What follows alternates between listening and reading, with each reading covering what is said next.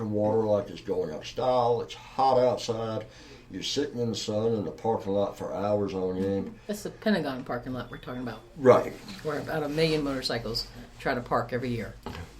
And a bunch of people walking in front of you while you're trying to park and all that fun stuff too. So, but it was hot.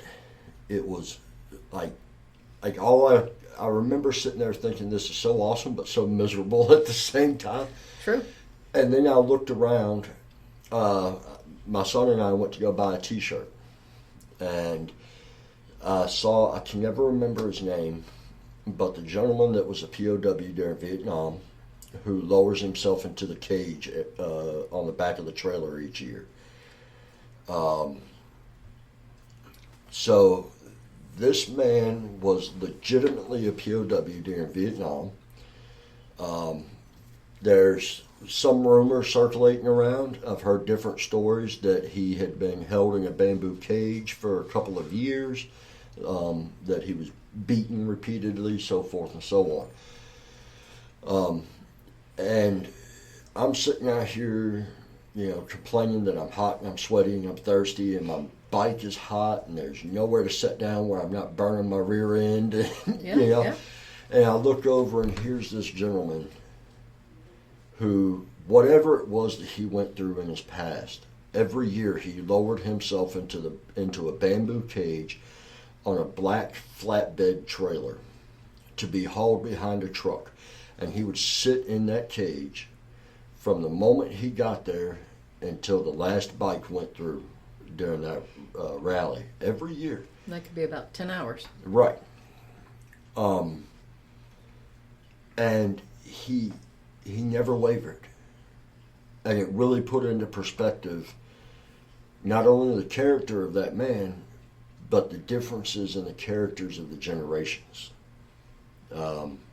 Everybody always talks about how their grandpa was so tough, their grandpa was, hard as nails.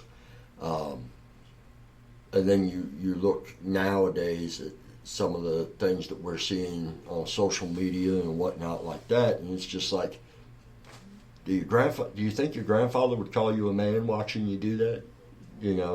Would your grandmother be proud and call you her precious young lady if she saw what you were doing today?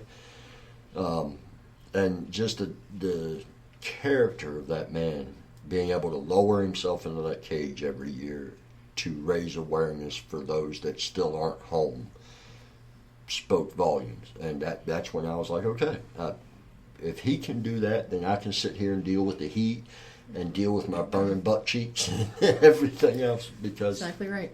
He's literally reliving his nightmare every year to raise awareness for those that are still over there. That's right. And so it was definitely awe-inspiring. Yeah. Definitely take your breath away. All the motorcycles, the veterans, it's the supporters. You see flags everywhere, the Don't Tread on Me, the American flag, your unit flag, POW flags. It's just amazing to see a sea of motorcycles just everywhere, on streets, on the grass, in the parks, lying in the Pentagon. It's just amazing. But there's also a special thing that we do. We actually do escorts for Gold Star wives, which is absolutely amazing. It could be that their husband was killed in service, and we actually would escort them around the city on a specific route, which made it very special. We would take care of them for the Friday night vigil, where we walk through with candles and go down to the wall, and it's just amazing. This last year, with the last Rolling Thunder, I've been doing it for about 15 years now, but I've been an escort for the last 5 years. And this last time, a gentleman came up to me that always escorted a woman named Vivian. They're from New Jersey. And he asked me if that was my trike that I was sitting on. And obviously, yes. And he said, would you be interested in escorting a father, a Gold Star father? And I said, absolutely, that's fantastic. I sure would. So I got to meet him. It was pretty awesome because I was the only female escort driver that year, And this gentleman was also the only Gold Star father that year. So it was just amazing to have that feeling to represent. And he and his wife Vivian, along with the other motorcycle driver from New Jersey, we rode side by side the entire route. And just to see the two of them, the happiness, the joy, despite the fact that their son had been killed, but they were able to ride together finally. So that's just a great feeling. That's something that people should definitely take pride in, to thank our fallen soldiers' parents. They've lost a lot. They've lost their sons, they've lost their brothers, their sisters. So that's something that people should be aware of also, that we can help to represent the Gold Star families. So I also know that both of us ride with Patriot Guard Riders. Yes. Which is another organization that honors the fallen. And so we go out. If you have a fallen family member that doesn't have to have fallen in combat, if they are a veteran and they pass on, there's a mission today actually for a gentleman who was a Vietnam veteran, that they were escorting his family and his remains from North Carolina, I believe it was, up to Arlington to be buried. So both of us participate in those rides. We've done one PGR ride together, I think. I'm not sure. Something like that. We both do so many, so. Right. But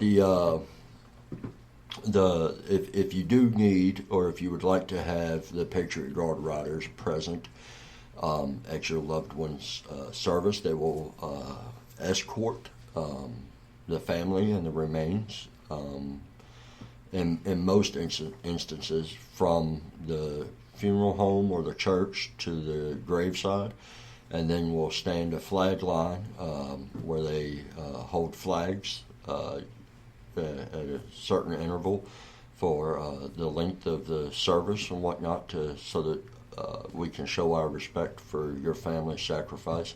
If you need to get in touch with them, you can go to patriotguard.org. Click on the state that you need their services in, and there will be a link there where you can go through and request a mission request, is what it's called.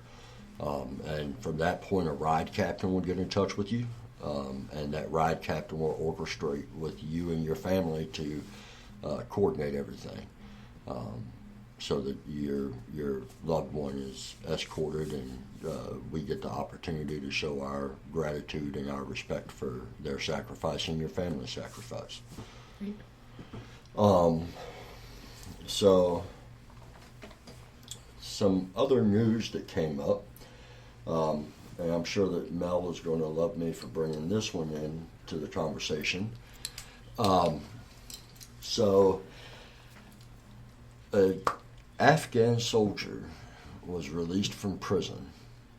He was sentenced to 20 years for killing 2 U.S. soldiers during an inside attack.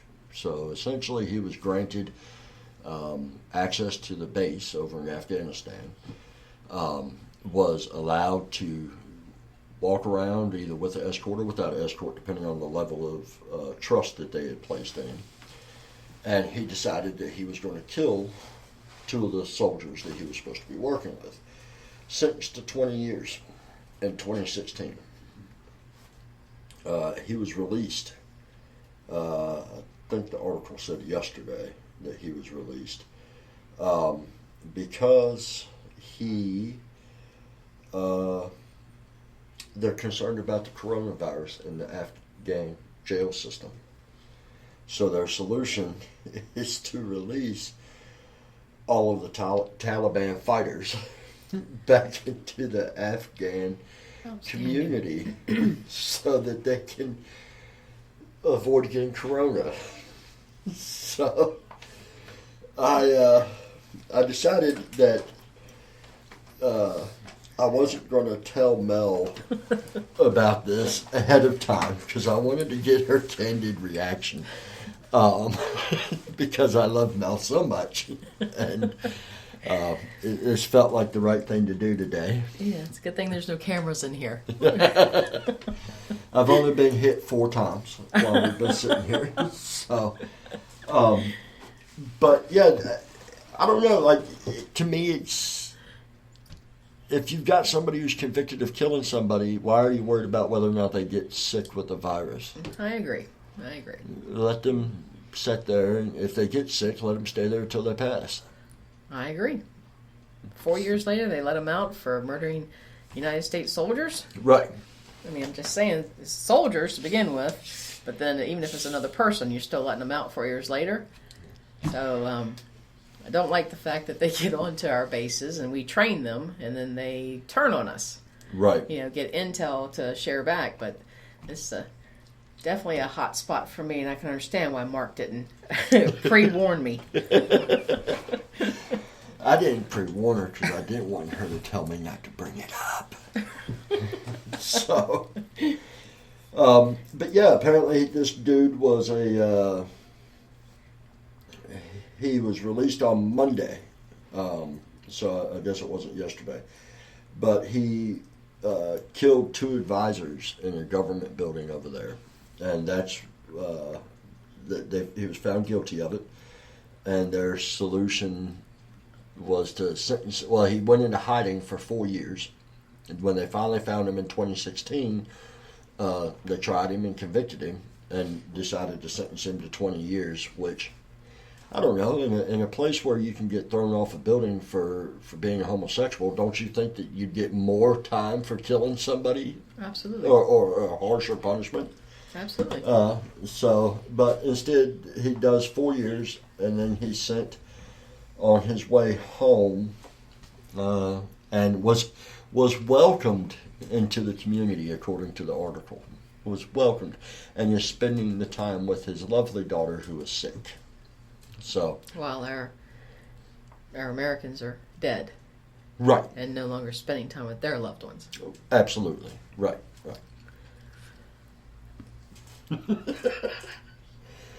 So, speaking of biting your tongue, stop biting your tongue. If you're a veteran and you need help, or if you know a veteran who needs some help, there's this thing out there called the Veteran Crisis Line. The Veteran Crisis Line is an awesome tool for those that choose to use it. It's available to the families. It's available to the kids, friends, anybody who's associated with a veteran.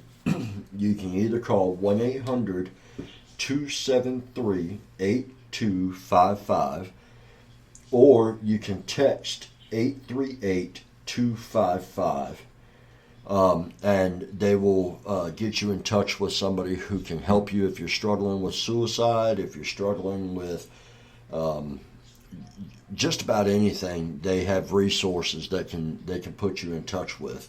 Once again, if you know a veteran who's struggling and they're too prideful to reach out for help on their own, do it for them. I know that when I was going through my dark periods in life after I got out, if it wasn't for my wife and my friends pushing me to get out of the house and do something with my life, I probably wouldn't be sitting here today. So, if you know somebody that's struggling, don't sit by and wait for them to come to you for help. Kind of nudge them in the direction of help.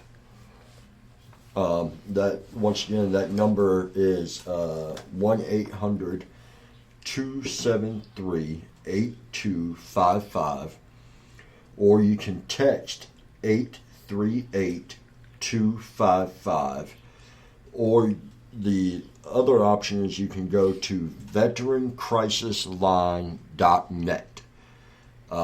And if you are deaf or hard of hearing, and you go to that veterancrisisline.net, they have a chat option, and they also have a different phone number that you can call to receive help for yourself or your loved one as well. So I'm a huge advocate